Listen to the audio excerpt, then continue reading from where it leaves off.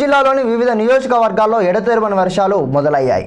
మరో 2 రోజులు వర్షాలు కురుస్తాయని రాష్ట్ర విపత్తుల శాఖ తెలిపింది. ఇసుక లారీలు నిరంతరం అచ్చంపేట, క్రోసూరు మండలాల నుంచి సుమారు రోజుకు 200కు పైగా బెల్లంకొండ మీదుగా రాకపోకలు జరుగుతున్న నేపథ్యంలో రోడ్లు గుంటలమయమై పాదాచారులు, ద్విచక్ర వాహనాల రాకపోకలకు ఇబ్బంది పడుతున్నారు. పాదాచారులు రోడ్లపై నడవాలంటే భయోందోళనకు గురవుతున్నారు. ఇప్పటికైనా ప్రజాప్రతినిధులు, అధికారులు స్పందించి మరమ్మతులు చేయించాలని కోరారు.